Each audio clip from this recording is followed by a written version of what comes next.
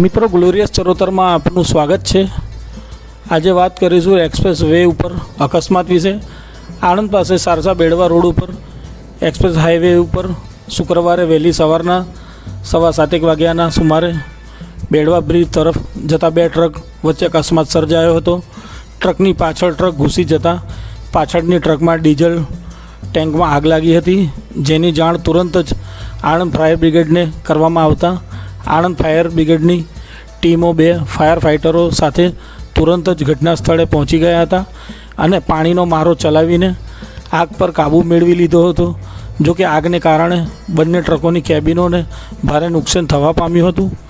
જ્યારે વડોદરા તરફના રોડ પર ટ્રાફિક જામ સર્જાયો હતો અને 2 થી 3 કિમી સુધીની લાઈન લાગી હતી।